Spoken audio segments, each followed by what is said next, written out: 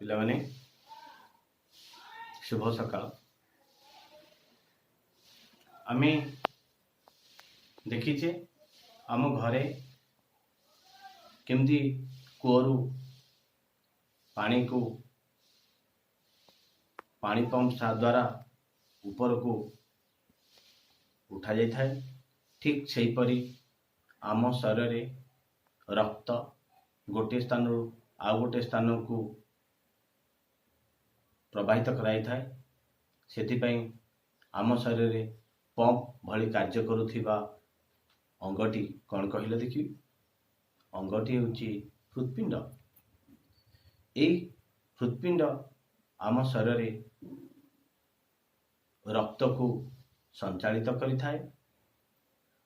हृत्पिंड द्वारा रक्त गोटे स्थान आउ गोटे स्थान को जाई थाए।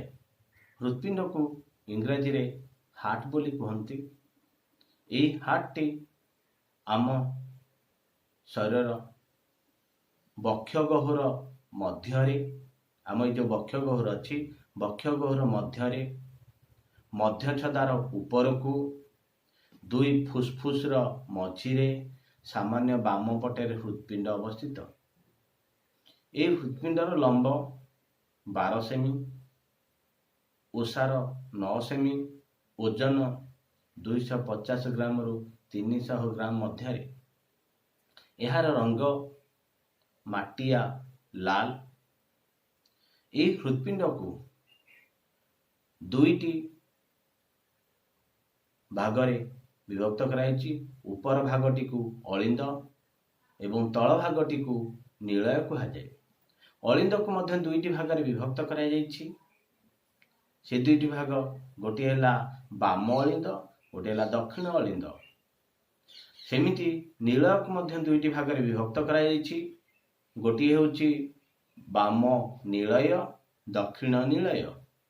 बाम नीलय सहित फुसफुस आसीथिबा फुसफुस बाम अलिंद सहित फुसफुस आसीथिबा फुसफुसीय शिरा संयुक्त होईची। दक्षिण अलिंद सहित शरीर विभिन्न स्थान आसी एकजुट होइथिबा ऊर्ध्व महाशिरा और निम्न महाशिरा संयुक्त होईची।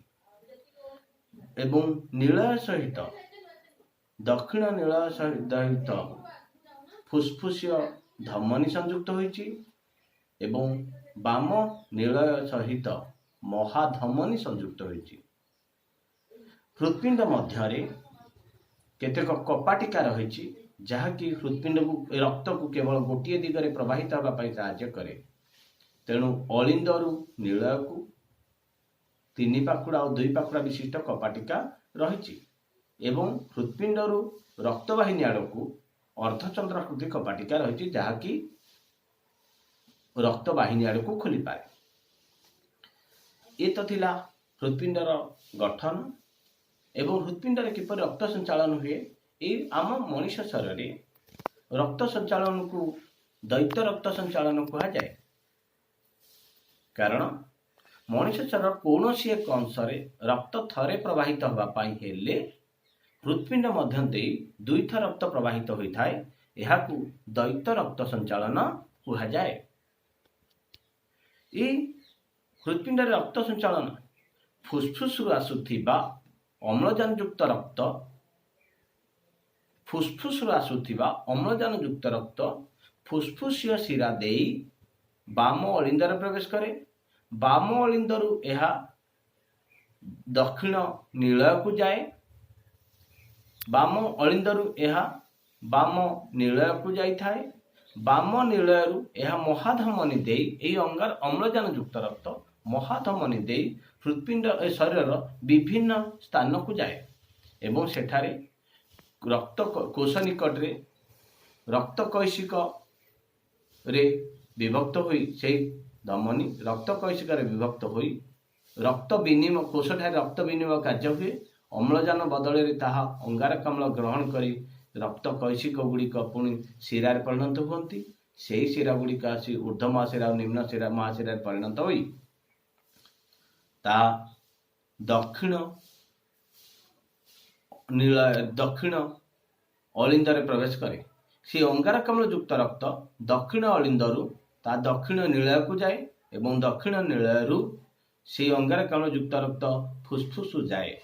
फुसफुस ठारे फुसफुस कोटरिका ठारे से गैस विनिमय घटी अंगारकाम्ल त्याग करी अम्लजान ग्रहण करे। एहीपरि भाव रक्त आम शरीर भितर प्रवाहित होता है। एहीपरि भाव दैत्य रक्त संचालन कहती।